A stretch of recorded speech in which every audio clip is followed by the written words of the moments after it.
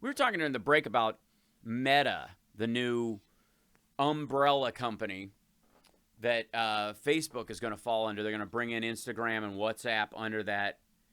And it's kind of like Nord Stream pipeline. You know, some people were against the Nord Stream pipeline, the Russian pipeline that goes into Europe. Mm-hmm. And let's say you have a geostrategic reason why you wouldn't want that to happen and why you would want that to happen. One of the reasons that let's say your concern is that Russia at any given time can control Europe through energy controls. And they at any time they could just stop sending ships down with oil and natural gas to Europe. And then they're going to build this pipeline and makes it even easier. They can just turn off the spigot anytime they want and control Europe, like turn out the lights in Europe just by turning out. Well, the opposite is also true. That if Russia uses ships to bring that stuff into Europe, to stop those ships from coming in, you would have to blockade them or blow them out of the water, which is a big aggressive act.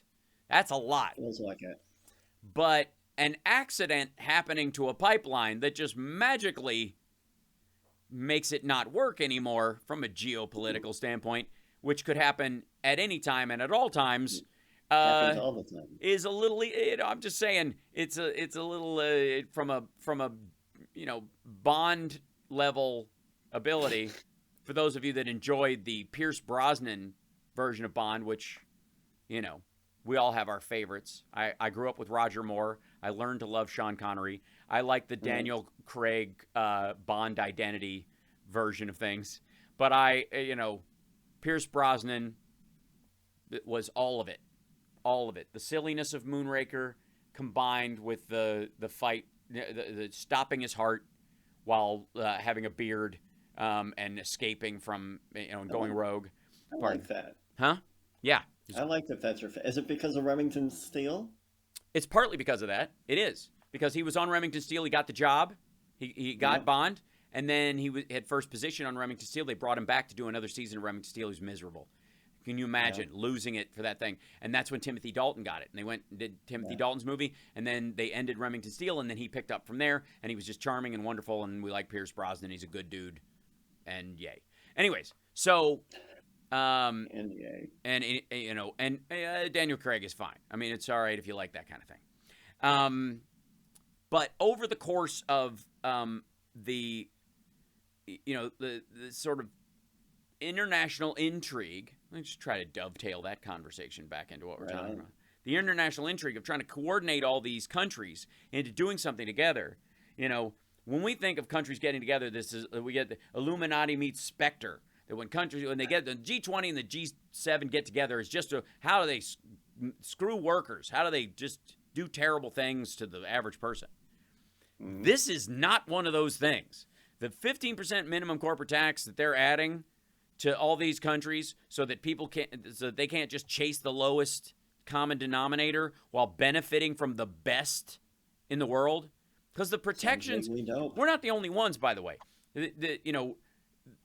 The U.S. or everybody wouldn't sign off on this. U.S., Canada, Germany, France, and the U.K., all of them provide an extraordinary level of concierge-like service to all our corporations and small businesses to grow our own economies. It has been the seed of financial growth in all of our countries. And it is why the average American salary is about $56,000 a year. And the average salary in some place like China, by the way, which does not provide those things and takes it, is around $12,000. And the income inequality in that country is enormous. So that's a moderating level when you take half the poorest in the country and the richest in the country, and you just find the middle, where there are hundreds of millionaires, but there are hundreds of millions of people who. In the United States, the poverty line is around $13,000, about $12,678.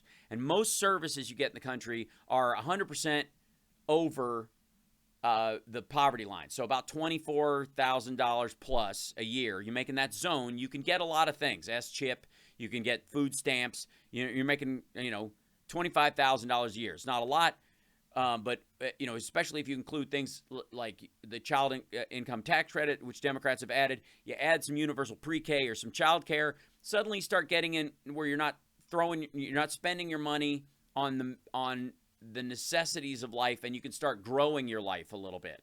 You don't have to I need to provide for my child, so I got to choose between providing for my child or keeping the phone on, that kind of stuff. You can do both of those things. Then you got that a little extra money. You could start participating in the rest of the economy. You can start spending it where you want to spend it. You can be a true capitalist in that regard, right? So that's one of the reasons why the child tax credit is a fantastic thing and will stick around. It's also why, we double the poverty line in our country and allow people to get those services even at double what we consider the poverty line.